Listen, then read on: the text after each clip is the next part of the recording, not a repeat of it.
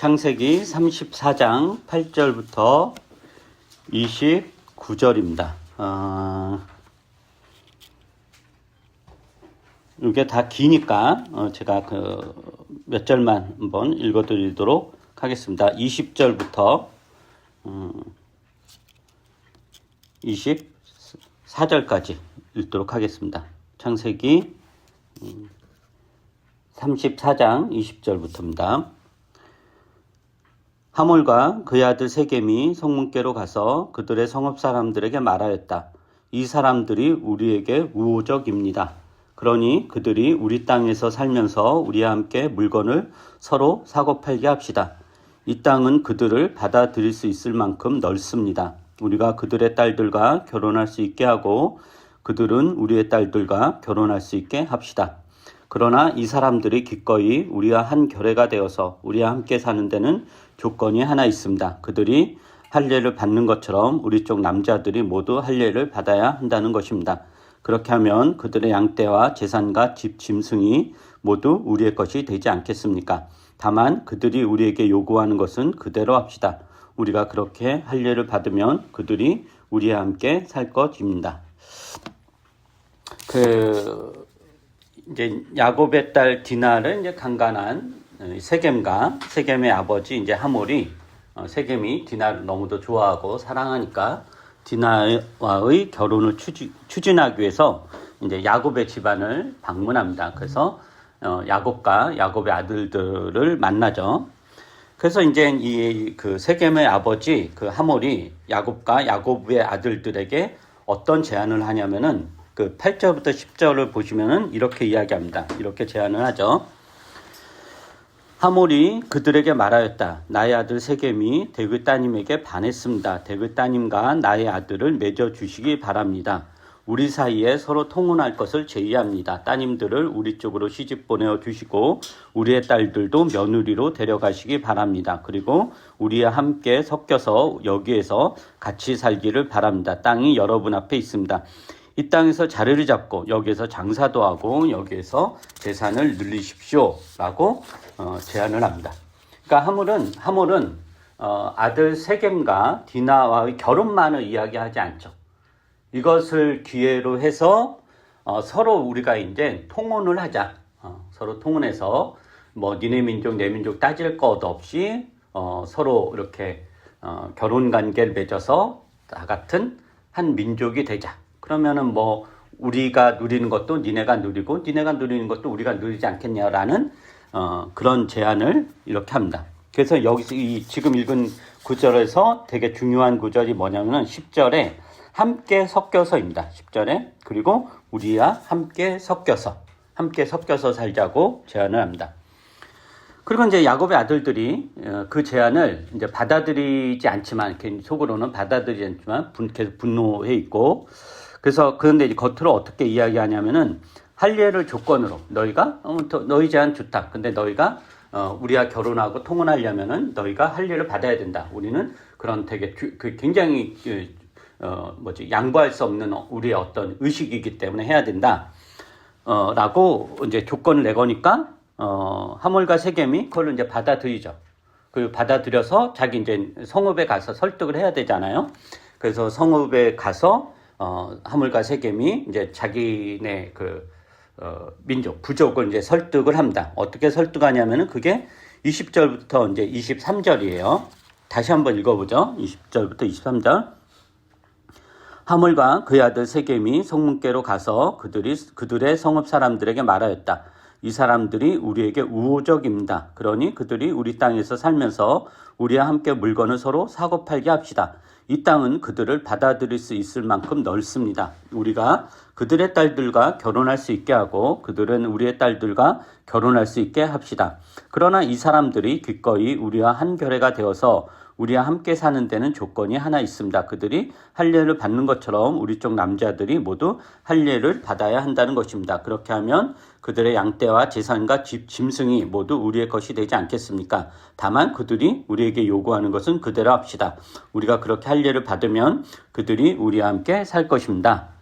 그러니까 하몰이 자기 아들 세겜과 야곱의 딸 디나를 결혼시키려고 하는데 단지 둘의 결혼을 이야기하는 게 아니라 굉장히 큰 그림을 그리고 있죠. 그죠? 그 큰 그림 뭐냐면은 우리가 할례를 받고 야곱 집안의 아들이나 딸들과 결혼을 하게 되면 우리는 하나의 결례가 되고 결국 그들이 소수니까 그들의 것이 다 우리 차지가 된다라는 어떤 큰 그림을 이제 그 성읍 사람들한테 제안을 하는 거예요. 그러니까 단지 세겜과 디나를 결혼시키는 것 자체, 그거 자체가 목적이 아니라 그것을 기회로 해서 야곱 집안을, 야곱 부족을 다 이제 먹으려고 하는 게 하몰과 그 세겜의 계략이고, 그것을 자기 성읍 사람들한테 이야기하고, 성읍 사람들이야 뭐 잠깐의 불편함을 이렇게 넘으면 자기의 재산들이 늘어나니까 옳다거나 해가지고 이제 다 찬성을 합니다. 근데 이게 이제 야곱 집안에게는 사실 엄청난 위기입니다. 그 하몰과 하몰과 세겜 집안이 훨씬 더 크고 훨씬 더 영향력이 있고, 그리고 무력으로 그 야곱 집안을 치면은 충분히 칠 수 있는 상황에서 그들이 이런 제안을 했고, 그리고 그 제안이 뭐냐면은 그냥 우리끼리 서로 섞여 살자, 함께 살자, 서로 결혼하고 주고받고 이렇게 하자라는 제안을 한 건데, 그것을 거부할 수 없는. 근데 이게 야곱 집안에게는 엄청난 위기예요. 어떤 맥락에서 엄청난 위기냐면 이제 그 흐름을 오늘 좀 보려고 하는데, 야곱과 그 집안은 하나님이 선택한 백성들로서 하나님께서 아브라함과 맺은 언약의 열매들이죠.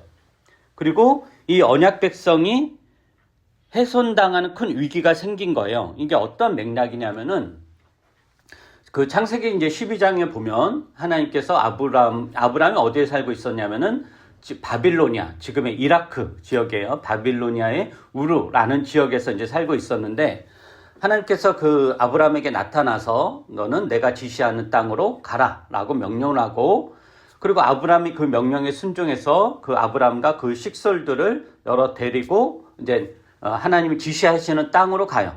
그게 이제 가나안 땅인데, 지금 이라크에서 이제 가나안 땅, 지금 중동 지역이죠. 그걸로 가려면은 터키 지역을 이제 통과를 해야 되는 거잖아요. 그렇게 가다가 그 하란 지역에서 이제 머물게 되었고, 그래서 하란 지역에서 머물다가 일부 아브라함의 친족들은 하란에 정착을 하게 됐고, 아브라함은 이제 하나님의 지시에 따라서 이제 가나안 땅으로 이렇게 가죠. 그래서 하나님께서 아브라함을 택하면서 어떤 약속을 하셨냐면은, 너로 인하여 그리고 너의 후손들로 인하여 모든 민족이 복을 받을 것이다. 난 너를 복의 근원으로 삼겠다라고 약속을 해요. 그래서 아브라함이 그 하나님의 약속을 믿고 가나안 땅에서 이제 도착을 하죠. 그래서 거기서 지내는데 그러면 하나님이 약속한 자녀가 태어나야 되잖아요. 하나님의 약속이 실현이 되려면 어쨌든 아브라함과 사라 사이에서 애가 태어나야 되는데 사라가 임신을 하지 못한단 말이죠. 그러니까 이제 계속 이제 초조했던 아브라함이 어떤 이제 마음을 먹냐면은 창세기 그 15장에 보면은 엘리에셀, 자기 집안에서 자기가 가장 이제 총애했던 종이 엘리에셀인데, 엘리에셀을 이제 후계자로 삼으려고 그래요.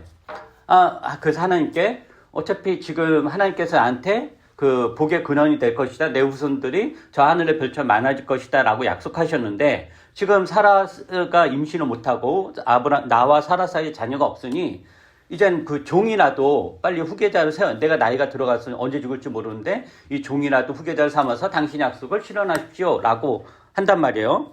그러니까 이제 하나님께서 뭐라고 하냐면은 아니다 라고 그래요. 그 아이는 창세기 15장에 보면은 그 아이는 너의 상속자가 아니다. 너의 몸에서 태어날 아들이 너의 상속자가 될 것이다. 그러면서 이제 아브라함을 들로 데려가서 저 하늘의 별을 봐라. 저 하늘의 별처럼 너의 자손이 많아질 것이다. 라고 약속을 다시 한단 말이에요. 그게 이제 창세기 15장이에요. 그러니까 이제 아브라함이 알겠습니다 하고 이제 엘리에셀을 후계자로 삼으려고 하는 것을 이제 포기해요.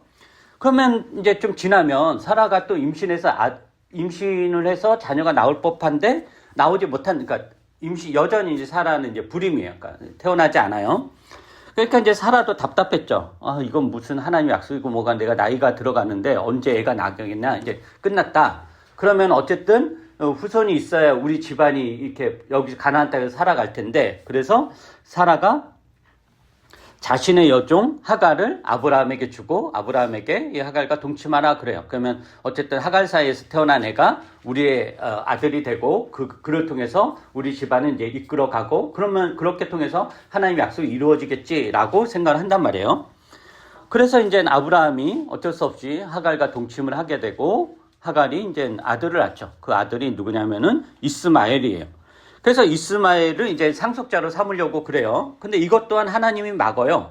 이스마엘이 태어나고 나서 이스마엘 태어나니까 하갈이 이제 마음이 갑자기 변해가지고 사라를 핍박을 하고, 사라는 너무 이제 고통스러워가지고 계속 이제 하소연을 하게 되고, 그래서 결국 사라가 이제 임신을 하죠. 그러니까 이삭이 태어나요. 그래서 이제 하나님께서 아브라함에게 약속하신 언약의 후손이 이스마엘이 아니고 이삭이다라는 것, 그리고 이삭에게서 태어난 후손이 언약의 백성이 될 것이다 라고 말씀을 해요. 그게 이제 창세기 21장인데 한번 읽어볼까요? 창세기 21장. 창세기 21장 11절부터 13절입니다. 창세기 21장 11절부터 13절. 그러나 아브라함은 그 아들도, 여기서 이제 그 아들 이스마엘이고, 이스마엘이 그 전에 어떤 사건이 있었냐면은 이스마엘이 이삭을 놀리는 내용이 구체적인지 정확히 모르지만 어쨌든 그런 사건이 있었고, 그거에 이제 사라가 분노해가지고 하갈과 이스마엘 이제 쫓아내라 라고 아브라함에게 이제 간청을 한 거예요. 근데 아브라함이 이제 괴롭죠. 왜냐면 이스마엘도 자기 아들이니까 그 이야기예요. 이 일로 마음이 몹시 괴로웠다. 근데 이제 하나님이 이제 아브라함에 말씀하시는 거예요. 그 아들과 그 어머니인 여종의 일로 너무 걱정하지 말아라. 이삭에게서 태어나는 사람이 너의 씨가 될 것이니 사라가 너에게 말한 대로 다 들어주어라. 그러나 여종에게서 난 아들도 너의 씨니 그 아들은 그 아들대로 내가 한 민족이 되게 하겠다. 그러니까 하나님께서 아브라함에게 창세기 12장에 나타나서 너의 후손으로 인하여 모든 복의 근원이 될 것이다 할 때 그 후손의 계통이 이스마엘이 아니고 이삭이다 라는 것을 이제 분명히 이렇게 하는 거죠. 그리고 나서 이제 하갈과 이제 이스마엘은 쫓겨났지만 그 하갈과 이스마엘도 하나님 보호하에서 또 다른 민족을 이루긴 하죠. 그리고 나서 이제 이삭으로 이제 정리가 돼요. 이삭이 아브라함의 후손이다라고 정리가 돼요. 그럼 또 이삭은 어떤가 보면은 창세기 24장에 보면은 이런 이야기가 나와요. 아브라함이 이제 나이가 이제 만약 언제 죽을지 몰라요. 그리고 이제 그에게 유일하게 그의 뒤를 후계자 이삭밖에 없어요. 그러면 하나님께서 만약 아브라함이 자녀가 사라와의 관계를 통해서 많은 자녀를 낳았으면 불안하지는 않았을 텐데 이삭이 유일하니까. 근데 그렇다면은 하나님께서 아브라함에게 하신 약속이 이루어지려면 이삭이 결혼해서 이삭이 또 많은 자녀를 낳아야 될 텐데 이삭이 결혼 안 했단 말이에요. 나이가 많아도 아브라함은 이제 곧 언제 죽을지 이렇게 모르는 상황에서. 그래서 이제 아브라함이 어떻게 이야기하냐면은 창세기 24장 한번 볼까요? 창세기 24장 1절부터 9절입니다. 창세기 24장 1절부터 9절. 이것도 제가 읽어보죠. 아브라함은 이제 나이가 많은 노인이 되었다. 주님께서는 아브라함이 하는 일마다 복을 주셨다. 아브라함이 자기 집 모든 소유를 맡아보는 늙은 종에게 말하였다.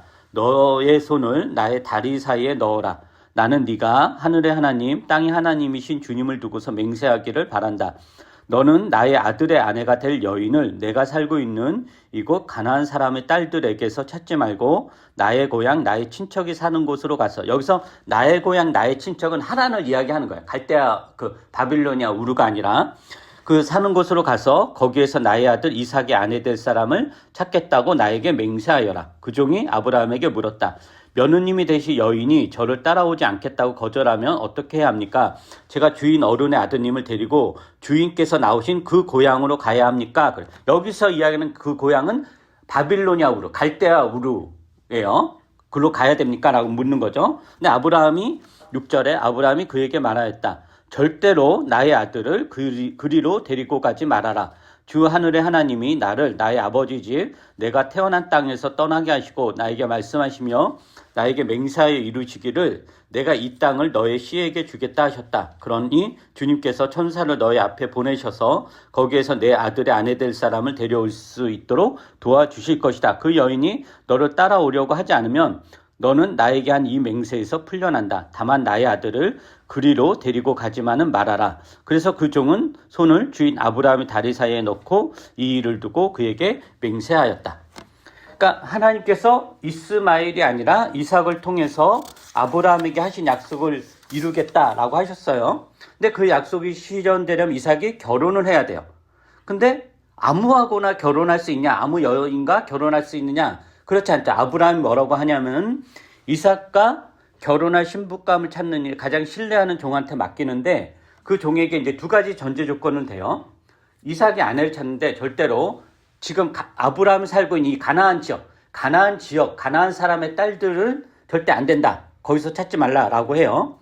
그러니까 그리고 어디에서 찾으라고 하냐면은 내 친척들이 사는 내 고향으로 가서 찾으라 그래. 여기서 내 친척, 내 고향은 하란이에요. 그 지금의 터키 지역 그쪽에 거기서 이제 찾으라라고 그래요. 근데 종이 물어요. 아니 근데 거기서 찾지 못하면 어떻게 되냐? 근데 찾았다고 하더라도 그 신부감 될 사람이 난 못하겠다, 안 가겠다라고 하면 어떻게 해야 되냐? 그리고 그러다가 이제 그 이삭이 그러면은 아버지의 원래 고향, 아버지가 원래 태어났었던 바빌로니아 우르죠. 그걸로 가겠다고 하면 어떻게 하냐? 그러니까 아브라함이 절대로 안 된다. 라고 그러니까 아브라함이 두 가지 조건 내는 거죠. 가나안 사람의 딸들도 안 돼. 즉 가나안 지역에서 찾아서도 안 되고 바빌로니아 우르 거기에서 찾아도 안 되고 내 친척들이 살고 있는 하란에서 찾아야 된다. 그리고 하나님이 인도하실 것이다. 하나님 다 하실 거고 만약에 그런 일이 안 일어나면 너는 나한테 맹세한 거에서 이제 해제된다라는 이야기를 하는 거죠. 그래서 이 종이 이제 하란에 가서 어떻게 하다가 이제 아브라함의 이렇게 여차저차해서 이제 만나게 돼요. 아브라함 친족의 딸을, 그 친족의 딸이 누구냐면 리브가죠. 그러니까 리브가를 만나서 이삭의 이제 신부감으로 데리고 와요. 그러고 나서 이제 이삭과 리브가 사이에 누가 태어나냐면은 에서와 야곱의 쌍둥이로 태어나죠. 근데 하나님께서 아브라함에게 한 약속을 성취하는 사람으로 에서를 택하지 않고 야곱을 택한단 말이에요. 그런데 이제 에서가 그렇게 이제 잘하다가 에서가 누구랑 결혼하냐면은 가나안 사람의 딸들과 결혼을 해요. 그래서 그 가나안 사람의 딸들과 결혼한 걸로 이삭과 리브가가 늘 괴로웠다라고 이제 이야기를 하거든요. 성경에 보면은. 그러니까 이제 에서는 그 가나안 사람들 이제 딸들과 결혼을 하게 된 거예요. 그럼 이제 그래서 리브가가 야곱을 결혼시키기 위해서 이제 어떤 식으로 하냐면은 에서의 위협을 피하기도 하고 또 그 결혼을 위해서도 그렇고 하란 지역으로 이제 그 피신을 이렇게 시킨단 말이에요. 그런데 나중에 이제 그거를 알게 된 에서가 부랴부랴 그 가나안 사람의 딸이 아니라 자기 친족 그 사람들에서 이제 아내를 찾고 이제 결혼하게 되는 막 그런 이제 상황이 또 발생을 하죠. 어쨌든 그래서 이제 야곱이 그 하란에서 삼촌 라반의 집에 머물고 거기에서 이제 두 여인과 결혼하고 또 두 여인의 종들과 이렇게 그 동침을 해서 12명의 이제 아들을 이렇게 낳게 되죠. 그리고 그 12명의 아들들이 하나님께서 아브라함에게 하신 언약을 이루는 언약의 백성들의 이제 시작, 있어요. 12지파. 이 시작이 되는 거예요. 그러니까 이런 맥락에서 하물과 세겜이 우리 섞여 살자.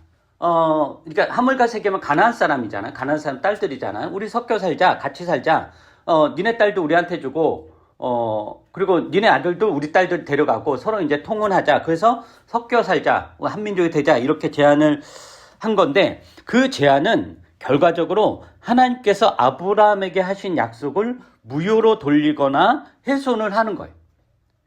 그런 맥락에서 야곱과 야곱의 아들들에게는 큰 위기인 거죠. 큰 위기. 그리고 사실 이게 이스라엘 역사에서 이 창세기의 역사에 이스라엘의 나중 출애굽기라든가 신명기라든가 사사기라든가 이런 역사에서 이게 어떻게 드러나냐면은 하나님께서 이스라엘 백성들을 이제 이집트에서 이제 탈출을 시키시고 모세의 인도로 가나안 땅에 정착하게 하면서 했던 명령이 가나안 사람을 본받지 말라.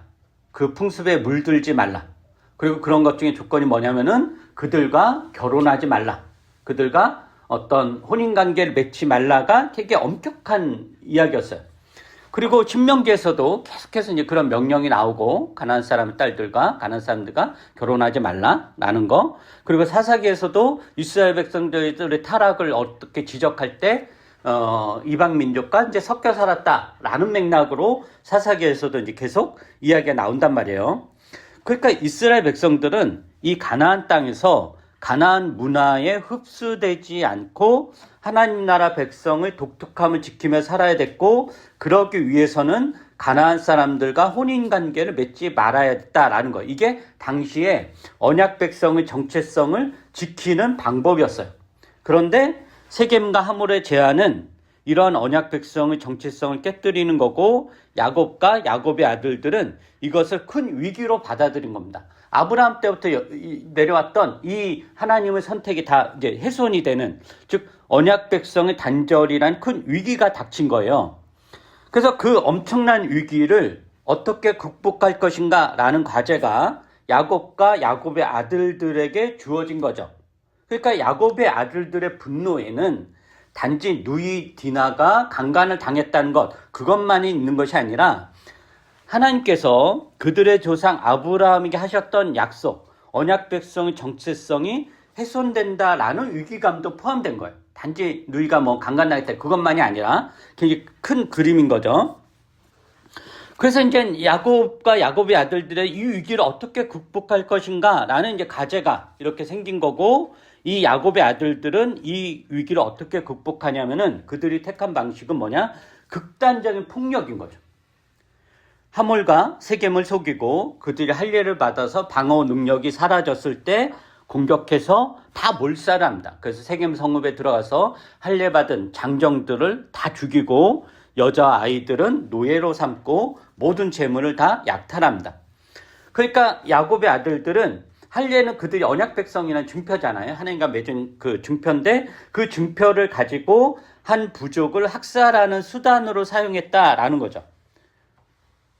그러니까 이 할례라는 것은 이스라엘 백성이 몸에 표식을 새기면서 우리는 하나님과 언약을 맺은 백성들이다 라는 것을 몸에 새기면서 영원한 표식으로서 늘 확인하고, 그래서 우리가 하나님 백성이구나, 이방 민족과 다르구나, 이런 어떤 증표를 가지고 살아야 된 건데, 이게 타민족 학살하라고 준 게 아니거든요, 하나님께서.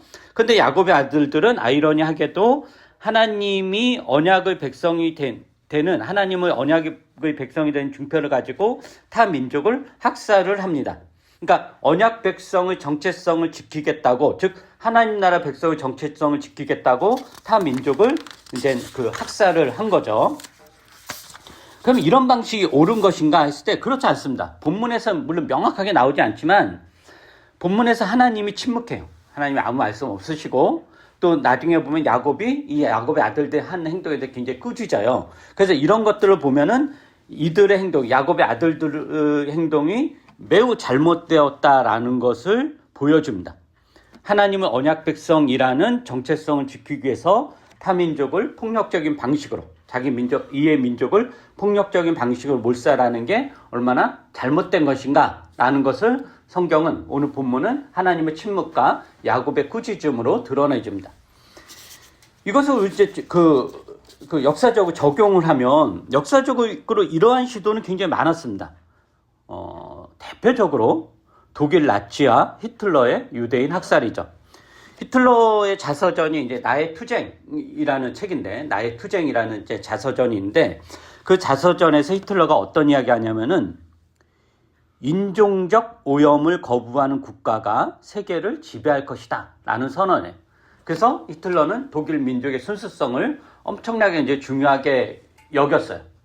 그래서 독일 민족, 아리안 민족, 되게 이제 최고의 그 순수한, 가장 순수한, 그러니까 이 독재자들이 제일 그 선호하는 단어가 순수해요. 순수함, 깨끗함. 그러니까 독일 민족이 깨끗함이고, 그래서 이제 그 히틀러가 프랑스 사람들을 되게 2등 시민으로 봤는데 그 이유가 뭐냐면은 프랑스는 이제 잡종이다라고 여겨서 2등 민족으로 보고 그 위에 더 밑에는 예를 들면 집시라든가 유대인이라든가 이런 걸 본 거죠. 그래서 특히 유대인들은 가장 우수한 독일 민족을 오염시키는 그런 악성 바이러스, 이렇게 악성 종양처럼 여겼던 거예요. 그러니까 이제 척결을 해야 되는 거죠. 그래서 히틀러는 물론 여러 가지 맥락이 있지만 독일 민족의 순수성을 지키기 위해서 수백만 명의 유대인들을 학살을 한 거죠.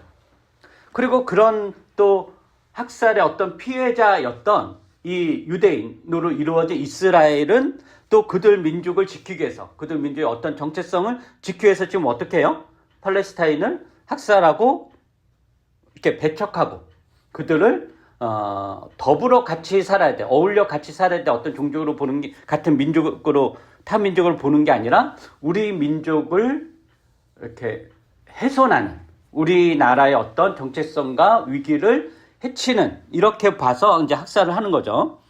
그러니까 근데 이제 꼭 히틀러나 이스라엘만이 아니라 인류 역사에서 자기 민족의 순수성이라든가 자기 민족의 정체성, 자기 민족의 보호를 위해서 타 민족을 배척하고 학살하는 일들이 굉장히 많았고, 이것은 인류사의 비극이고 끔찍한 이제 수치고 제약들인 거죠. 그럼 이제 교회는 어떤가라는 거예요. 일일이 다 열거할 수 없을 정도로 이런 잘못이 굉장히 많습니다. 교회의 어떤 순수성이라든가 교회의 정체성, 하나님 나라 백성의 정체성을 지키는 건 되게 중요한 일이에요. 근데 그것을 지키기 위해서 폭력에 의지한 경우가 굉장히 많습니다. 우리가 다 아는 십자군 전쟁이라든가, 물론 이제 그런 전쟁이 그 밑바닥에는 온갖 이권이 다 이렇게 깔려 있어가지고 일으킨 전쟁이지만 내세운 그 명분은 뭐냐면은 하나님 나라를 위해서, 교회를 지키기 위해서, 교회의 어떤 순수성을 지키기 위해서, 십자군 전쟁이라든가 또 그 교파 간의 많은 종교 전쟁이라든가 이런 것들이 다 뭐냐면은 교회의 어떤 순수성, 기독교 신앙의 어떤 순수성을 지키기 위해서 벌어진 일들이다라는 거예요. 그게 이제 오늘날은 또 어떤 이슬람 혐오라든가 성소수자 혐오라든가 이렇게 나타나죠. 교회의 어떤 순수성을 지키기 위해서, 교회의 교회다움을 지키기 위해서 타자를 계속해서 혐오하는 방식으로 하는 거예요. 그러니까 자신들의 어떤 순수성과 정체성을 지키기 위해서 타자를 폭력적으로 대하는 모든 방식은 잘못된 겁니다. 이것은 야곱의 아들들이 하몰 집안을 몰살한 것과 같다라고 하는 거죠. 그렇다면 교회는 어떻게 교회의 순수성이라든가 하나님 나라 백성의 정체성을 지키며 존재할 수 있을까라는 거예요. 이게 이제 크게 이제 극단적으로 두 가지 방향이 있어요. 하나는 세상과의 분리를 이제 선택한 사람들이 있죠. 그러니까 산으로 들어가는 거예요. 산으로. 아예 이제 접촉을 안 하는 거죠. 우리끼리만은 이제 세상을 만들고 이렇게 사는 거예요. 두 번째 극단적인 것은 세상을 적으로 돌리고 싸우는 거죠. 세상은 척결해야 될 악. 오늘날의 누구처럼 세상은 척결해야 될 악. 이렇게 싸우는 거예요. 그러면은 성경이 그렇게 이야기하는가? 제가 보기엔 그렇지 않습니다. 우리가 세상을 떠나서 살아야 되는가? 아니면 세상과 늘 세상을 적대시하면서 싸워야 되는가? 두 가지 방법에 대해 성경은 전혀 동의하지 않습니다. 성경은 어떻게 이야기하냐? 요한복음에 보면 하나님은 세상을 사랑하신다라고 표현해. 하나님이 세상을 이처럼 사랑하사 독생자 아들 외아들을 보내셨다라고 하고, 또 너희는 세상에 있지만 세상에 속하여 있지 않다라는 표현도 있고, 세상을 본받지 말라는 것이 세상을 떠나라는 것이 아니다라는 표현들도 있어요. 그래서 이런 말씀으로 세상과의 관계를 이야기하고, 특히 산상수훈에서는 어떻게 이야기하냐면은 너희는 세상의 빛과 소금이다 라고 이야기해요. 그러니까 빛과 소금이다라는 거는 세상과 분리되지 말라는 거죠. 빛의 역할, 소금의 역할을 분리라면, 세상의 소금과 빛이에요. 근데 그게 분리라면 빛이나 소금이 아무런 의미가 없잖아요. 그죠? 그리고 소금과 빛이라고 그랬을 때 소금과 빛이 폭력적이고 공격적인 거냐 했을 때 아니란 말이에요. 빛이라는 거 공격적이지 않죠. 그죠? 그리고 소금이라는 것도 소금은 주인공이 아니거든요. 그러니까 우리가 무엇에 대해서 폭력적이고 뭔가 폭력적이라는 거는 내가 그 주인이 되겠다라는 어떤 의지의 발동에서 나오는 건데 소금은 주인이 아니거든요. 왜냐면 소금은 반찬을 혹은 음식을 맛깔나게 해주는 어떤 보조수단이지 소금 자체가 주인이 되는 음식은 없어요. 그건 못 먹죠. 그런 맥락에서 이 세상과의 관계를 이야기한단 말이에요. 그래서 교회와 신자는 기본적으로 세상과 어울려 살아야 됩니다. 교회가 세상과 어울려 산다는 것은 이 세상과 사회를 기독교화하는 것이 아니라 공공의 선을 이루기 위해서 서로 협력하고 종교나 민족이나 성별이나 이런 거에 상관없이 모두가 다 평화롭고 평등하게 살 수 있는 세상과 사회를 추구하기 위해서 협력하는 것. 그러한 과정에서 교회와 신자는 하나님의 백성이 갖는 어떤 품위와 성품을 통해 영향을 주는 겁니다. 이게 이제 빛과 소금인 거죠. 저는 우리가 지금 그 창세기 34장을 보고 있잖아요. 이 창세기 34장에 또 그 힌트가 있다고 생각하는데, 여러분 그 창세기 34장에서 가장 평화로운 구절이 몇 절일까요? 가장 평화로운 거. 창세기 34장이 굉장히 폭력적 내용이잖아요. 근데 창세기 34장에서 정말 빛처럼 빛나는 가장 평화로운 구절이 있어요. 뭐예요? 1절이에요. 1절. 레아와 야곱 사이에서 태어난 딸 디나가 그 지방 여자들을 보러 나갔다. 야곱의 딸 디나가 세겜에 여기서 이제 지방 여자는 세겜이잖아요. 세겜은 이방인, 가나안의 나라예요. 세겜에 사는 여자를 만나러 갔다. 이게 가장 평화로운 모습이에요. 지금 디나가 그 세겜에 사는 여자들을 만나러 간 게 싸우려고 한 게 아니잖아요. 그죠? 아마 이제 이때 디나의 나이는 10대 후반이었을 것 같아요. 이렇게 추측을 해보면. 가장 해맑은, 그 여자아이가 자기 또래 친구들을 구별하지 않고, 민족을 구별하지 않고, 너와 나를 분리하지 않고, 자기 놀기 위해서 간 거죠. 수다를 떨고, 서로 맛있는 거 먹고, 서로 구경을 하고, 이렇게 위해서 간 거예요. 그러니까 그 디나는 하나님은 언약 백성이잖아요. 그 언약 백성 중에 한 사람이 이방 도시에 사는 여자들과 어울려 노는 것. 이게 하나님 나라의 모습입니다. 그리고 이제 이 2절부터는 이 하나님 나라의 평화가 어떻게 무참하게 깨지는 것에 대한 묘사가 그 2절부터의 그 내용인 거죠. 그래서 이런 맥락에서 우리는 한국교회와 신자가 그들의 정체성을 교회의 어떤 독특함을 하나님 나라 백성의 거룩함을 지키기 위해서 어떤 태도와 어떤 행동을 하는지, 그리고 그런 것들을 우리가 어떻게 판단해야 하는지, 그리고 우리는 역시 또 어떠한지, 이런 것들에 대한 성찰이 있어야 될 것입니다. 기도하겠습니다. 거룩하신 우리 주 하나님, 주님께서는 이 세상을 떠나면서 우리를 데려가지 않고 세상에 머물게 하시고 세상에서 살라고 하셨습니다. 이 땅에서 하나님 나라 백성의 거룩함을 유지하면서 살라고 하셨는데, 그것은 세상을 떠나는 것도 아니고 세상을 적으로 돌리는 것도 아니고 이 세상과 더불어 어울려서 사는 것임을 우리가 다시 한번 확인합니다. 세상과 어울려 살면서 세상에 물들지 않고 세상의 죄악들의 영향을 받지 않고 하나님 나라 백성의 독특함을 유지하면서 살아가는 것, 이것이 우리가 이 땅에서 신자로서 살아가야 되는 과제이고 사명일 것입니다. 그런 것도 우리가 어떻게 수행하고 있고 이루어가고 있는지 돌아볼 수 있게 해주시옵소서. 특히 오늘날 한국교회가 타자를 배척하고 타자를 혐오하고 이렇게 그들의 삶에서 삭제하는 것으로 그 정체성을 유지하려고 하는데 그것이 얼마나 잘못된 것인지, 얼마나 제약된 것인지를 깨닫게 해주시고 우리가 그러한 대열에 서지 않도록 우리를 각성시켜 주시며 우리 안에서 늘 세상과 어울리되 하나님 나라 백성의 독특성을 잃지 않는 그런 지혜와 또 용기를 저희들에게 허락해 주시옵소서. 감사드리며 예수님 이름으로 기도합니다. 아멘.